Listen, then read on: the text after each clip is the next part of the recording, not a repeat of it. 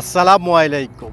আপনাদের যদি মোবাইল অল্প কিছুক্ষণ ব্যবহার করার পরে যদি প্রচুর গরম হয় টেলিফোন, তাহলে আজকের ভিডিওটা সম্পূর্ণ দেখতে থাকুন। আজকে 4-5টা টিপস বলবো যেগুলো ব্যবহার করলে হয়তো আপনার মোবাইল আর অল্প কিছুক্ষণ ব্যবহার করলে ওভারহিটিং প্রবলেমটা হবে না। তো 1 নাম্বার টিপস হচ্ছে, অনেকে আছে 10-15% চার্জ আছে বা তার চেয়ে কম। এই অবস্থায় থাকলে কখনো চার্জে দেওয়া অবস্থায় গেমস খেলবেন না অথবা কলে কথা বলবেন না। সম্পূর্ণ ফুল চার্জ হলে তারপরে কথা বলবেন। যদি বেশি প্রয়োজনীয় হয় কলটা, সেক্ষেত্রে 2 থেকে 5 মিনিট কথা বলবেন। চার্জও লাগায় যদি কথা বলেন বা গেমস খেলেন, সেক্ষেত্রে আপনার বোর্ড শর্ট হতে পারে বা মোবাইল ওভারহিটিং হতে পারে, প্রচুর গরম হতে পারে। 2 নাম্বার যে কাজ, আপনার অপ্রয়োজনীয় যেসব ওয়াইফাই অথবা ম্যাপ অথবা আদার্স যা আছে সেগুলো অফ করে দিতে হবে। সেটার জন্য আপনার কি করতে হবে, আপনি আপনার ফোনের ওপর থেকে শাটারটা টান্দার নিচে নামাবেন। নামানোর পরে দেখেন আমার কিন্তু এখন ওয়াইফাইয়ের প্রয়োজন নেই, যেহেতু আমি মোবাইল দিয়ে এটা ইউজ করতেছি। এটা অফ করে দিব।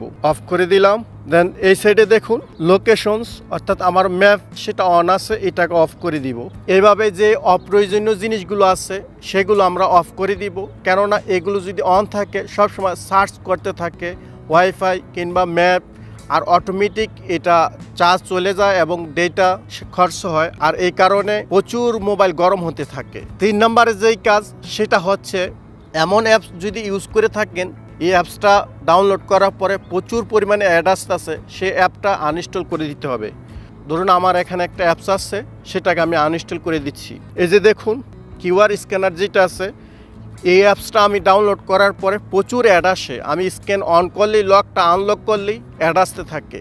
আমার প্রচুর অ্যাড আসতেছে, সেক্ষেত্রে এই অ্যাপসটাকে আনইনস্টল করে দিবেন। তো আমি এখন আনইনস্টল করে দিলাম।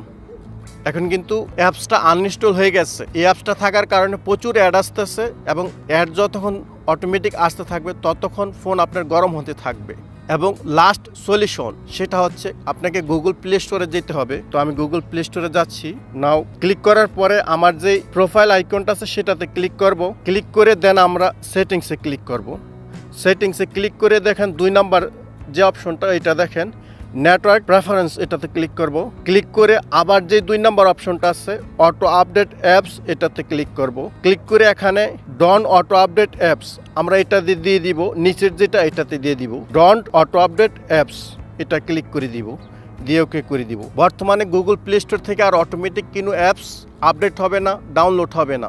সেই ক্ষেত্রে মোবাইল গরম হওয়া আর সম্ভাবনা নেই। আপনার এই 4টা কাজ যদি আপনি করেন, সেই ক্ষেত্রে আপনার মোবাইল পানির মতো ঠান্ডা থাকবে।